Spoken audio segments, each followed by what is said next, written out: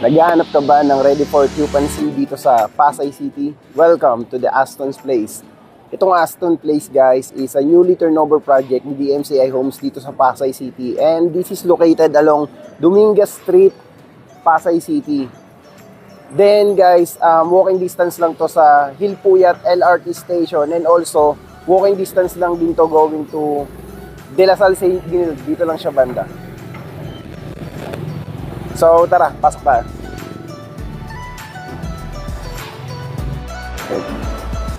So guys, pagpasok nyo dito sa Aston Place, makikita nyo kagad itong reception lobby natin. Then, ito naman yung itsura ng lobby ni Aston Place. Tara. So, hindi siya yung typical lobby na hotel type lobby na air condition. So, open siya. Okay, so mas homey siya, very homey siya. And also guys, meron tayo dito mga couch. Okay, then, ayun, kapag meron kayong mga guests, pwede nyo silang pagantayin muna dito bago kayo bumaba. So, tara, ikot tayo. Then guys, dito, nandito naman yung elevator area natin. Meron tayong 6 elevators dito. And also sa kabilang side, meron din tayong 6 elevators. So, total of 12 elevators ang meron tayo dito sa Aston Place. Then, dito sa may area na to guys, nandito naman yung entertainment room. So guys, meron din tayo ditong comfort room dito sa may lobby. So nandito siya.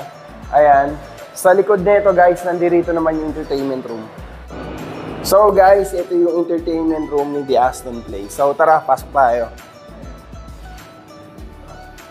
So guys, ganito kaganda tsaka kalaki itong entertainment room ni The Aston Place. So, pwede ninyo siyang i-rent for the small gatherings.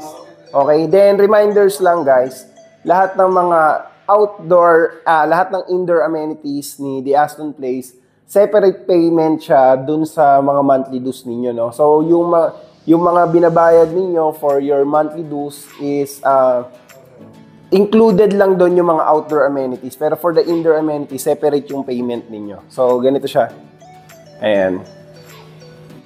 So guys, dito sa kabilang side ng lobby area ni Aston Place, nandito yung snack bar.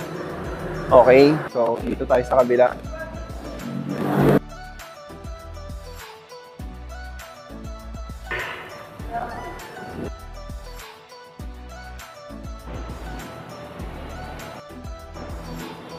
So guys, dito sa kabilang side, ayun, nandito naman yung play area. Okay, so yung play area natin dito guys is covered siya. So kahit umuran, umaraw, makapaglaro pa rin yung mga anak ninyo. Ayan, nandito naman yung swimming pool.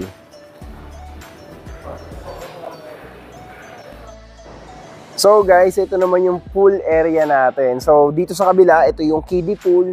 Meron tayong rock formation dito guys. And dito sa kabila, nandito naman yung lap pool. Okay, so ganito kalaki yung amenities dito sa baba. Then also guys, dun sa may second floor hanggang 7th floor yan guys is podium parking. Yung start ng residential for the Aston Place is from the 8th floor hanggang 45th floor, which is ito yung penthouse. Okay, so tapos na tayo dito sa may amenities dito sa ground floor. Pasok tayo sa loob ng building. Tara! So guys, bukod dun sa open space na pre-provide ni DMCI sa ground floor ng The Aston Place, pagpasok mo sa loob ng building, ganito yung bubungad sa inyo. So tara. So guys, papansin niyo guys, sobrang luwag ng hallway dito kay DMCI. Hindi siya kagaya ng mga typical condominium na yung hallway niya is tapatan and hindi siya ganito kaluwag, no? So, mapapansin mo, yung ambience dito is very homey siya, guys. Hindi mo ma-feel na nakatira ka sa building. Parang bahay pa rin. Okay? So, every 5th floor, guys, meron tayong atrium garden, no? So, halimbawa, guys, nasa 39th floor kasi tayo. Nandito na tayo sa pinaka-last na atrium garden for the Aston Place. Pero, yung start ng residential is from 8th floor. So, ganito rin yung itsura niya. 8, 9, 10, 11, 12. Pagdating mo ng 14th floor, kasi wala namang 13th floor dito, magiging ganito ulit itsura niya. Okay? So, tara. Bukod dyan, guys, meron pa rin tayo dito ng Lumivent Technology. Ayan. So guys, sa mga hindi nakakaalam sa Lumivent Technology, yung Lumivent Technology is for the ventilation ng natural light and air sa loob ng building. So guys, kaya yung ambience dito sa loob ng building ni DMCI is very homey dahil dito. And syempre, nagbe-benefit din dito yung mga unit owners dahil mas mababa yung electricity bill na binabayaran nila dito kasi labas-pasok yung hangin. Okay? So guys, hindi lang dyan natatapos yung open space na pinoprovide ni DMCI for the Aston Place. So tara, papakita ko sa inyo sa taas. Akit tayo. Bukod sa open space na pinrovide ni DMCI sa lobby, which is dun sa ground floor, and atrium garden sa Lumivent Technology, inside the building guys, hindi lang dun matatapos yung open space na pinoprovide ni DMCI para dito sa Aston Place. No? So guys, pag-akit nyo dito sa roof deck ng The Aston Place, ganito yung magiging view nyo. Ayan. So ito yung tinatawag natin na Sky Lounge. Okay guys. So itong Sky Lounge na to guys, mapapansin nyo sobrang laki niya. Meron din siya dun sa kabila, sa kabilang side. Pero yung view from this side guys, meron tayong view ng Rojas Boulevard. Ayan. Okay. Then ito guys yung old project ni DMCI, which is ito yung Laverty Residences. Totally sold out na yan, 100%. Meron din tayo ditong view ng Mall of Asia dun sa area na yon. Then from this side naman guys, kita naman yung NAIA Terminal Airport. Ayan, kita dyan. Then, sa part na yun guys, bandang unahan lang, meron din tayong pre-selling project dyan, which is yung Anisa Heights, which is totally sold out na. Okay?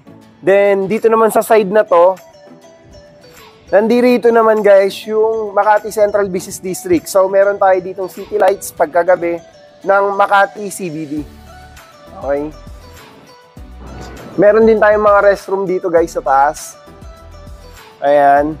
Then also guys, dun sa may kabilang side, kagaya ng sinabi ko, nandun naman yung gym area natin. Ayan. So tara. So guys, dito naman sa side na to guys, makikita nyo naman yung view ng Manila. Okay, so yung green na building na yan guys, ito yung The Camden Place. And pre-selling project siya, then mata-turn over siya by March 2025. But yung available units na lang dyan guys is less than 15 units. Pero meron dyang studio, 1 bedroom and 2 bedroom. So, ayun. Sa kabilang side guys, parehas lang din dun sa kabila. Dito naman yung Makati Central Business District. So, pakita ko sa inyo yung fitness gym. Tara. So guys, ito yung fitness gym natin. Tara. So, ayan. Ito yung itsura ng fitness gym natin. So, kompleto na yan, guys. Yung mga basic equipments na kailangan ninyo, nandito na. Okay, so, kagaya na sinabi ko kanina, lahat ng indoor amenities ni DMCI is separate dun sa monthly dues na binabayaran ninyo. So, dito, hindi ko lang alam kung magkano yung rent dito. Maybe kadalasan dun sa mga project ni DMCI, 50 pesos per day, 500 pesos per month, then yung iba 5,000 a year, no? So very affordable na yon. Then meron ka ng equipment na ganito, and ang sarap mag-gym dito guys kasi meron kang ganitong view. Nakaharap siya sa NAIA Terminal Airport. Okay? So guys, if interested kayo sa project na to guys, meron pang available dito ng 1 and 2 bedrooms. So, message nyo lang ako sa contact number ko listed below, and don't forget to like, share, and subscribe in my YouTube channel. So, thank you guys and see you in my next vlog.